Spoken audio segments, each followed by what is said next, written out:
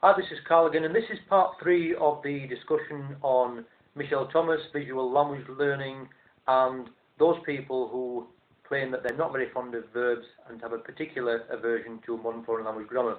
Now, as I mentioned in part 1, the majority, if not all of us, enroll onto modern foreign language courses either at FE colleges or through private language schools in order to build up and slowly and gradually improve our oral linguistic proficiency, our ability to speak the language, and our ability to understand what is being said back to us by native speakers in the language which we might be learning. But at the same time, I also reported on the fact that the majority of us class ourselves as visual learners, including myself. I then broke down a number of categories of visual learners and then suggested that what we can do in order to integrate visual learning with audio materials is we can create a different visual learning source, one which is more realistic and one which can arguably help us to cling on to that preference for being a visual learner, but at the same time improve our ability to speak the language and do so with a progressive amount of fluency. And the suggestion was, and I did mention in part 2 that what had happened to me was when I listened to the Michel Thomas courses for Japanese and Polish, given the fact that the alphabets, the consonant combinations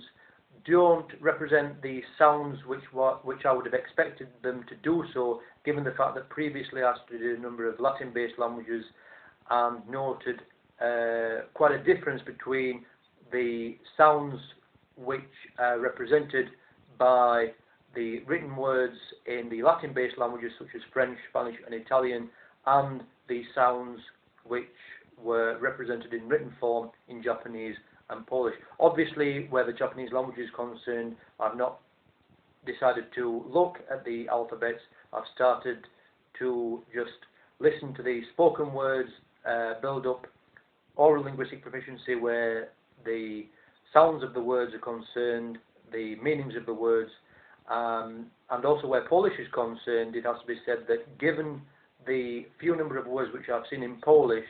and recognise the sounds which belong to those written words, it sort of in a way alienated me from wanting to try to read Polish in a way. And the same applies to Japanese, although as I said, because the alphabets are very different and we have characters instead, then obviously that is not a skill which is easy to apply. But as I said, with the Polish language, due to the differences between the sounds and then what I would have expected to be the written words which represent those sounds, because those are different, then as I say, I've become quite alienated from written Polish, and just currently what I'm wanting to do is to focus on speaking the language. But nevertheless, as I mentioned in part 2, what I do, and which could arguably be regarded as a realistic point of departure, a realistic method, is that when I listen to the words, I create a fictitious spelling which is not necessarily the correct spelling of the spoken word which is being given on the audio material. But even so, it allows me to create a visual reference in my brain which then I can use in order to remember the word and then apply it within a question, a sentence or a phrase which I'm asked to translate by the person who is in charge of the 2 students on the CD course, whoever that person may be. Now, what I want to talk about now is the people who class themselves as being enemies of grammar, people who are, in a matter of speaking, anti-verb people, if that can be applied as a realistic term. It's one which I've invented. It does sound rather clumsy, but there you go. Some people have an aversion to the grammar, but even so, it is possible to teach the grammar of a language without the person who is acquiring the knowledge of the grammar being aware that he or she is actually understanding the grammar, because grammar explanations can be simplified, grammar explanations can be secondary to the acquisition of vocabulary and sentence structure, and therefore gradually and smoothly and painlessly implemented into the acquisition of vocabulary which exists within any language.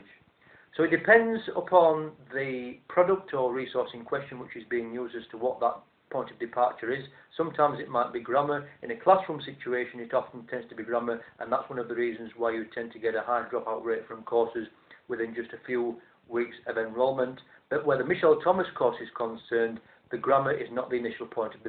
departure. The initial point of departure lies within the naturalised acquisition of vocabulary as it exists when we learn our mother tongue, growing up as babies, toddlers and young children. It's not until we reach the age of, let's say, 4 or 5 that we begin to write the language, and therefore from that point of view the Michel Thomas methodology and the courses in question are conforming to a realistic method by which language learning and language vocabulary is indeed acquired. Also, it's important for people who have reservations about language learning to be relaxed. Follow that little piece of advice which I gave in part 2 about trying to create a visual reference within your mind. First, listen to the language and then create a visual reference, rather than the point of departure being the written language and then the application of the spoken language thereafter. I think that is quite a good piece of advice which I can give to the language learning public, and I do hope that as many people as possible actually follow that piece of advice. But just going back once again to the people who are adverse to grammar explanations, if you're relaxed, if you realise that you need to focus on the vocabulary to gain confidence with the spoken language, then as you gradually on a secondary level become familiar with the grammar in a simplified fashion, then that will arguably help you to master the language as a whole. So I'll leave it there and conclude here in part 3 of this discussion, and maybe release other videos about similar topics in the future.